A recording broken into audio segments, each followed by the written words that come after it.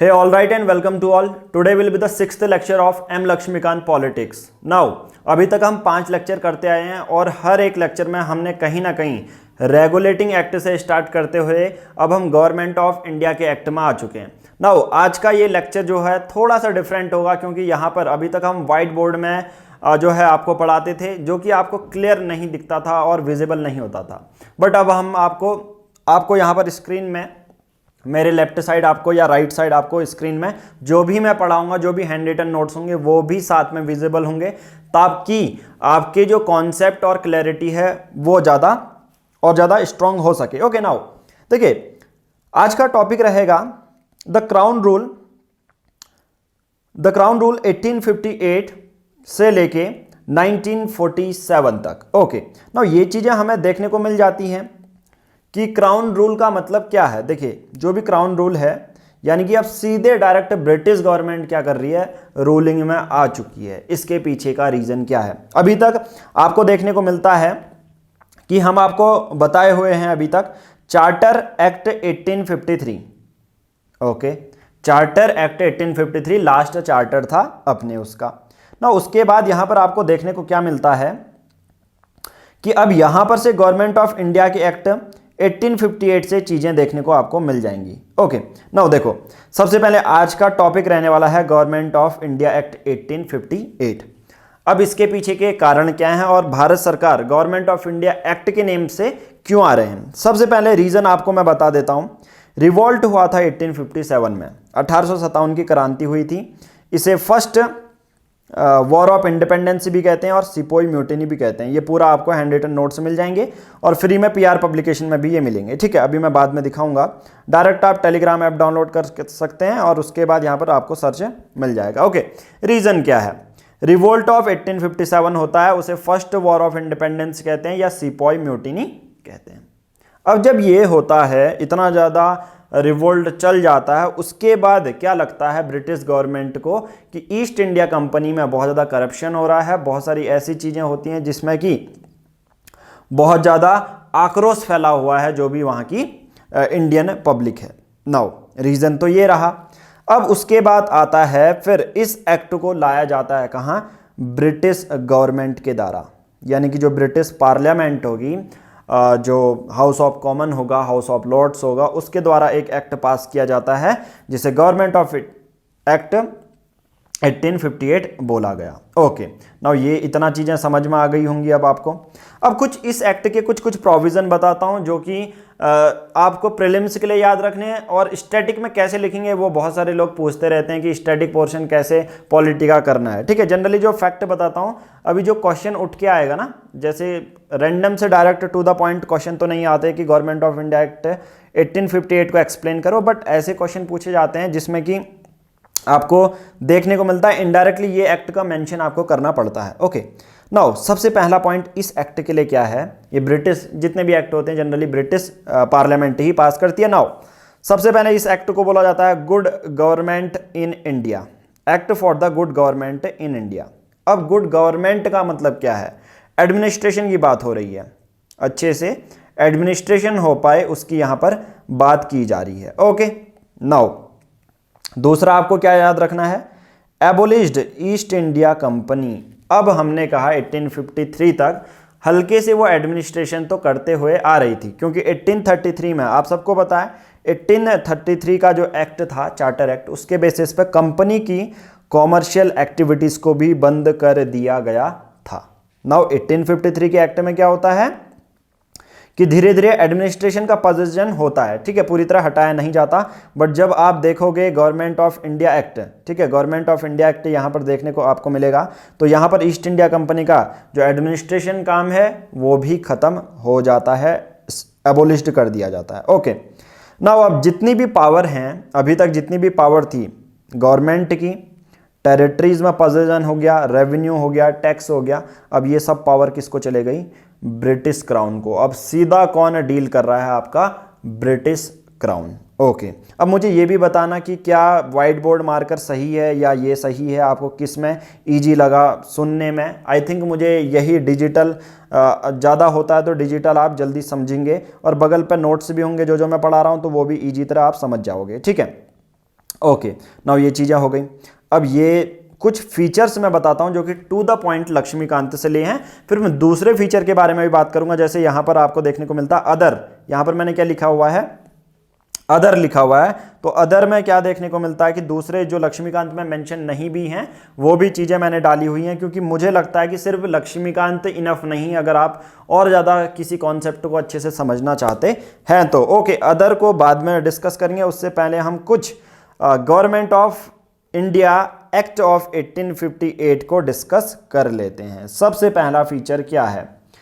सबसे पहला फीचर है governor general of India. Comment box में बताइए first governor general of India कौन थे। बट 1858 का एक्ट आता है, वो गवर्नर जनरल ऑफ इंडिया की जो डेजिग्नेशन होती है, जो पोस्ट होती है, उसको वॉइस रॉय ऑफ इंडिया कर देती है, वाइस रॉय ऑफ इंडिया कर देती है। अब वाइस रॉय होंगे कौन? ये डायरेक्ट रिप्रेजेंटेटिव होते हैं ब्रिटिश क्राउन के, यानी कि जो ब्रिटिश की क्वीन होगी, ब्रिटिश पूरी गवर्नमेंट चल रही है, उन वो डायरेक्ट अपना रिप्रेजेंटेटिव भेजेंगे। मैं अभी प्रेजेंट एग्जांपल के बेसिस पे समझाता हूँ। जैसे हमारी यूनियन टेरिटरीज हैं, कितनी नंबर ऑफ यूनियन टेरिटरीज हैं वो कमेंट बॉक्स में लिखिए। अब जैसे हमारे प्रेसिडेंट भेजते हैं ना लेफ्टिनेंट गवर्नर को, एलजी को किसी हमारे यूनियन टेरिटरीज के लिए, तो कहीं ना कहीं सेंटर के एडमिनिस्ट्रेशन होते हैं कौन? LG, lieutenant governor.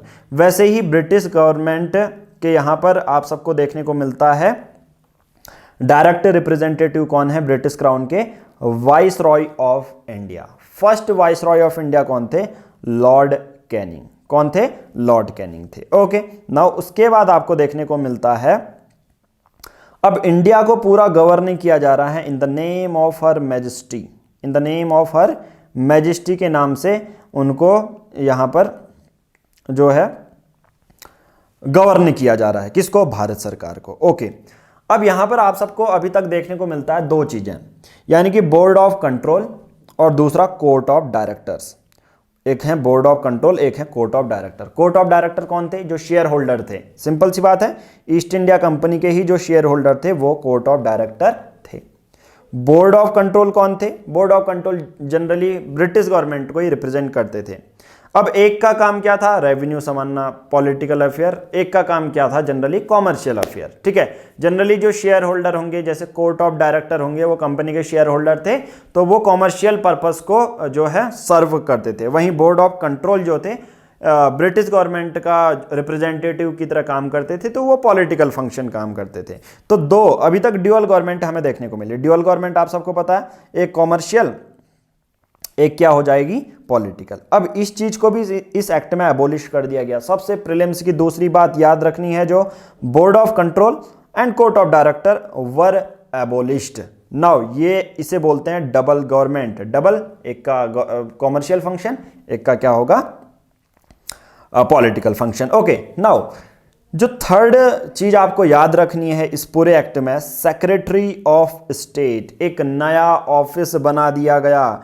एक नया ऑफिस है, मान के चलो यहां पर मेरे पास एक वो है डस्टर है, 1858 के बेसिस पे मानो एक नया डिपार्टमेंट है, एक नया डिपार्टमेंट देखने को मिल रहा है। तो ये डस्टर है, तो इनका ऑफिस है। सपोज ये ऑफिस का नाम है सेक्रेटरी ऑफ स्टेट, जो बगल में आपको चल रहा होगा। अब जो ये सेक्रेटरी ऑफ स्टेट होंगे ना, डायरेक्ट किसको रिस्पॉन्सिबल होंगे? सपोज ये एक फोन है, डायरेक्ट किसको रिस्पॉन्सिबल होंगे? इनको। किसको? आपके ब्रिटिश पार्लियामेंट को। हमने कहा इस एक्ट के बेसिस पे एक नया ऑफिस क्रिएट किया गया। इस ऑफिस का नाम क्या है? Secretary of state of India. India के मैं सेक्रेटरी ऑफ स्टेट। अब जो ये सेक्रेटरी ऑफ स्टेट में कौन बैठेंगे? सेक्रेटरी ऑफ स्टेट ही बैठेंगे।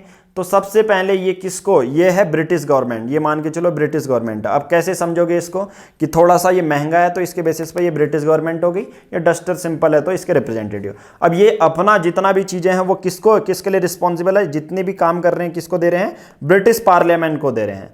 पहले ये काम किसका था? पहले ये काम किसका था? कोर्ट ऑफ डायरेक्टर का था। एक और फोन यहाँ पर, चलो मैं थोड़ा सा ये प्रॉप यूज करूंगा तो आपको जल्दी समझ में आएगा। ठीक है, तो ये पहले किसका काम था?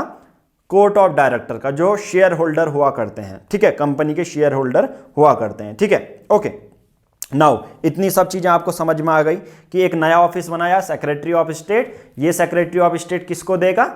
ब्रिटिश पार्लियामेंट को अपने जितने भी रिस्पॉन्सिबिलिटी है, जितने भी काम हैं, ये इसको रिस्पॉन्सिबल रहेगा। उससे पहले किसका काम था? आपका कोर्ट ऑफ डायरेक्टर का। ओके, नाउ ये सब चीजें आपको देखने को मिल गई। पहला, अब सेक्रेटरी ऑफ स्टेट को असिस्ट करने के लिए, अब देखो ये वाला तो समझ गए ना, ऑफिस वाला। अब डस्टर मैं बोलूंगा तो आप कहेंगे कि यार 1858 में एक नया डस्टर आया था, यानी कि सेक्रेटरी ऑफ स्टेट का नया ऑफिस खोल दिया गया। ओके ना, दूसरा 15 मेंबर की काउंसिल ऐड कर दी गई, 15 मेंबर की। अब इसको असिस्ट करने के लिए बहुत सारी चीजें हैं, यहां पर बहुत सारी पेन है मेरे पास, सपोज मान के चलो ये पेन ड्राइव है, ये सब चीजें हैं। इनको असिस्ट करने के लिए 15 काउंसिल जो हैं ऐड कर दिए गए, ठीक है, जो कि एक एडवाइजरी बॉडी की तरह काम करेंगे, यानी कि सेक्रेटरी ऑफ स्टेट को एडवाइस करेंगे। ओके नाउ, अब पूरे काउंसिल के चेयरमैन तो आप सबको पता है कौन है, सेक्रेटरी ऑफ स्टेट ही है। ओके, इतना सब चीज आपको पता चल गया। ओके, अब यहां पर एक और चीज, आप कंफ्यूज मत होना। एक तो ऑफिस है सेक्रेटरी ऑफ स्टेट का, एक है आपका secretary of state in council. आप लक्ष्मीकांत जब ओपन करेंगे तो आप लोगों को पता चल जाएगा secretary of state in council. अब मान के चलो ये मेरे पास माउस, अभी मेरे पास टेबल में और कुछ दिखाने को नहीं है, तो मैं कुछ छोटी छोटी चीजें आपको दिखा देता हूं। अब यहां पर सेक्रेटरी ऑफ स्टेट है। अब secretary of state of council in council यहां पर एक एज ए कॉर्पोरेट बॉडी है, यानी कि एक कंपनी की तरह मान लो ये, ठीक है। तो ये भी स्टैब्लिश किया गया, ठीक है। तो इतनी सारी चीजें स्टैब्लिश की गई 1858 के बेसिस पे। तो secretary of state in council एक तरह से बॉडी कॉर्पोरेट है, यानी कि एक कंपनी है जिसको शू भी किया जा सकता है, और वो किसी को शू भी कर सकती है और वो शू भी हो सकती है। यानी कि इसका कहने का मतलब ये एक कंपनी है। अब जो भी एडमिनिस्ट्रेशन अगर ये कोई करप्शन करती है तो इस पर भारत में, इंडिया में भी इसको शू किया जा सकता है, मतलब इसके अगेंस्ट लीगल एक्शन लिए जा सकते हैं। जैसे ईस्ट इंडिया कंपनी के अगेंस्ट लीगल एक्शन तो नहीं लिए गए, बट चेंज किया एडमिनिस्ट्रेशन में। बट यहां पर secretary of state in council एक एज ए बॉडी कॉर्पोरेट, एक कंपनी की तरह स्टैब्लिश किया गया इस एक्ट में, जहां पर भारत में भी इनको शो किया जा सकता है और इंग्लैंड में भी इसको शो किया जा सकता है, क्योंकि ये एक कंपनी की तरह स्टैब्लिश की गई है। क्यों की गई होगी ये? एक नई कंपनी बनाने की जरूरत क्या थी? क्योंकि आप सबको मैं बताता हूं, अगर आप देख रहे होगे ऊपर, जब मैंने ऊपर इसको स्क्रॉल किया तो यहां पर ईस्ट इंडिया कंपनी एबोलिश हो चुकी है। अब उनको एक बॉडी कॉर्पोरेट की जरूरत है जो कि अच्छा काम कर सके एडमिनिस्ट्रेशन में। ओके, तो यहां पर लक्ष्मीकांत के फैक्ट हो जाते हैं खत्म। अब यहां पर बात आती है जो दूसरे फैक्ट जो मैं आपके लिए लाया हुआ हूं। मैंने कहा चलो पहले दूसरे रैंडम फैक्ट करते हैं, फिर सेक्रेटरी ऑफ स्टेट की बात करेंगे। रॉयल एसेंट कब मिली थी? 2 अगस्त 1858 को। इस एक्ट को रॉयल एसेंट यानी कि उस ब्रिटिश गवर्नमेंट के द्वारा एसेंट कब मिली थी? 2 अगस्त 1858 को। कमेंस्ड कब हुआ था? फोर्स में कब आया था? 1 नवंबर 1858 को। अब इस एक्ट के वजह से ही डॉक्ट्राइन ऑफ लेप्स को खत्म किया गया, एंडेड। कौन से, अगर कोई बोलेगा कौन से एक्ट में? Doctrine of lapse. Doctrine of lapse अगर आपको जानकारी ना हो तो मैं बता दूं, लॉर्ड डलहौजी ने स्टार्ट किया था, जो कि गवर्नर जनरल ऑफ इंडिया थे 1848 से लेके 1856 तक।